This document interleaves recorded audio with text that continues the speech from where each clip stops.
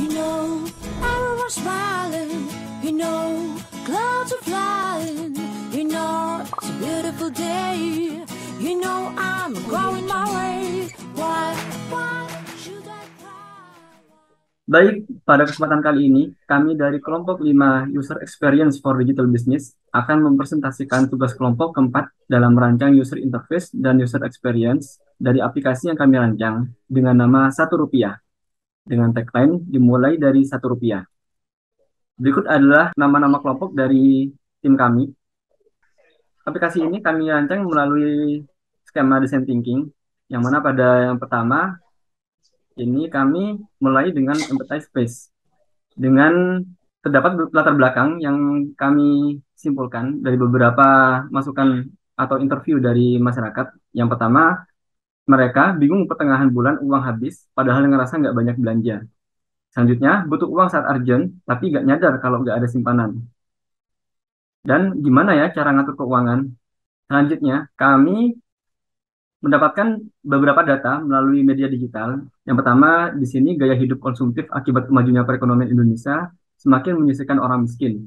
Yang kedua, dari suara.com, generasi milenial dan Gen Z ternyata payah dalam manajemen keuangan. Selanjutnya, dari CNN, di sini banyak kasus masyarakat terlilit pay later, baru gajian langsung terkuras habis.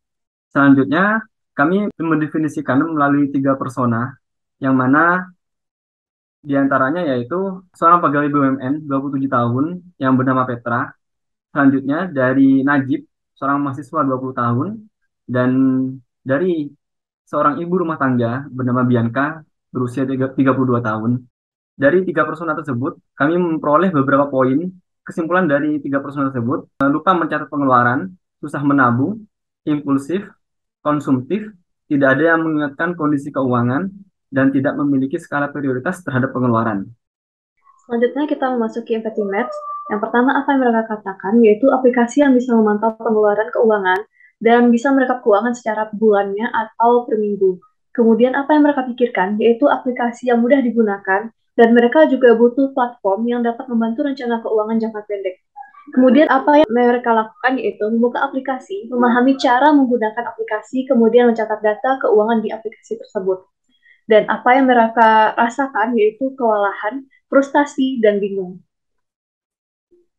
Kemudian bagaimana kita menyelesaikan permasalahan ini yaitu dengan menyediakan platform untuk membuat rencana pengeluaran jangka pendek yaitu secara per bulan ataupun per minggu yang informatif. Kemudian apa goals atau tujuan dari aplikasi ini yaitu dengan yang pertama membuat anggaran, kedua memantau kondisi keuangan secara berkala, dan selanjutnya itu menentukan skala prioritas keuangan. Selanjutnya adalah idea phase yang mana merupakan tahapan ketiga dalam design thinking. Next. Selanjutnya kita telah melakukan SWOT analysis di mana ada strength, weakness, threats, and opportunity. Strengths di aplikasi Rp1 ini merupakan aplikasi yang memudahkan mengatur keuangan dan tentunya user friendly dan menekankan keamanan pengguna, dapat meningkatkan kondisi keuangan dan mengatur skala prioritas dalam pengeluaran. Aplikasi ini juga dapat digunakan saat offline. Lalu weakness atau kelemahan, bagi orang yang malas mencatat pengeluarannya, aplikasi ini belum bisa merekam suara dan diterjemahkan ke teks. Lalu aplikasi Rp1 juga belum dapat terintegrasi dengan aplikasi mobile banking dan e-wallet. Lalu threats atau ancaman, diantaranya itu adalah adanya kemungkinan munculnya aplikasi financial planning yang lebih menarik, lalu tingkat pengeluaran masyarakat akan teknologi finansial yang relatif rendah sehingga tidak dapat maksimal dalam mengakses layanan ini. Selanjutnya ada opportunity atau peluang, diantaranya adalah menyediakan platform untuk membuat rencana pengeluaran jangka pendek, lalu aplikasi ini cocok digunakan dengan siapa saja yang sulit dalam mengatur keuangan. Lalu ada benchmarking, yakni proses membandingkan perusahaan. Nah, dalam tabel ini kami membandingkan 2 aplikasi, yaitu iSave Money and Wallet Budget Planner Tracker. Bisa dilihat kelebihan dan kekurangannya pada tabel di slide presentasi ini. Selanjutnya ada fact, yaitu People, Activity, Context, and Technology, yang mana dalam tabel people kita menggunakan aplikasi ini ramah untuk semua kalangan, mahasiswa, ibu rumah tangga, dan lain-lain.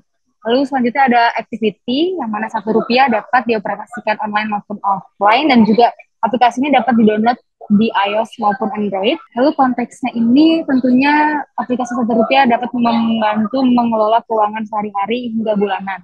Lalu dalam teknologi, outputnya penggunaan Rp1 akan memberikan rincian laporan keuangan dan rekapitulasi budgeting dapat diekspor ke email user. Selanjutnya ada wireframe, yang mana wireframe ini adalah sebuah kerangka yang berfungsi untuk membuat tata letak suatu website agar sesuai dengan keinginan klien sebelum proses desain atau coding. Jadi di sini kita dapat melihat tata letak atau sketsa awal yang kita gunakan dalam penggunaan perancangan aplikasi Rp1. Selanjutnya yaitu ada tahap prototype. Pembuatan prototype ini sudah kita lakukan. Berikut dari prototype-nya. Yang pertama ada menu register dan login. Kemudian ini adalah tampilan home ketika kita baru masuk dari aplikasi, berhasil login atau regis. Kemudian ini untuk memulai untuk membuat budget dari tahap input periode, kemudian input income, dan kemudian kita bisa input kategori untuk pengeluaran-pengeluarannya. Jika ada kategori yang tidak ada di sini, kita bisa tambahkan sendiri di akhir. Kemudian ini adalah menu ketika kita sudah berhasil membuat budget. Kemudian pada gambar kedua ini adalah budget per kategori. Juga gambar ketiga juga budget per kategori, di mana ada indikator pengeluarannya itu berwarna hijau dan berwarna merah. Kemudian untuk menambahkan expense, kita bisa mengklik tombol di bawah. Ini kita ada 3 menu, yaitu new expenses, new income, new category. Ini untuk yang kami tampilkan pertama, yaitu untuk menambahkan pengeluaran, new expenses. Kemudian ini untuk menambahkan income. Dan ini untuk menambahkan kategori. Kemudian pada sidebar ada 3 menu, yaitu profile, account setting, help, and feedback. Untuk setting sendiri, ini menu-menu yang bisa kita tampilkan, dan di sini ada fitur notifikasi di mana kita bisa meminta untuk aplikasi tersebut untuk mengingatkan kita untuk mengisi aplikasi tersebut. Kemudian ada menu statistik dan record, di mana masing-masing ini juga ada grafiknya, ada data statistiknya. Dan kemudian ini adalah fitur export apabila kita ingin mengekspor budget kita ke email. Dapat diinput dengan format Excel atau CSV. Kemudian untuk mencoba prototype, kita sudah sediakan link untuk prototype-nya. Bisa langsung diklik aja nanti. Selanjutnya, tahapan terakhir yaitu tes. Kami meminta penilaian terhadap tahapan-tahapan yang ada pada prototype tersebut. Ada 7 tahapan, dari tahap pertama itu register atau login, hingga tahap akhir, tahap export file. Penilaian diminta kepada 5 persona dengan menggunakan skala 1-10 sebagai berikut. Setelah kami hitung nilai keseluruhannya adalah 8,5. Berikut merupakan apa kata persona kami yang harus ditambahkan, dihilangkan, apa yang mereka sukai, dan yang tidak mereka sukai dari prototipe tersebut. Dan berikut merupakan testimoni dari kelima persona yang telah menggunakan prototipe tersebut. Sekian dari kelompok kami, terima kasih.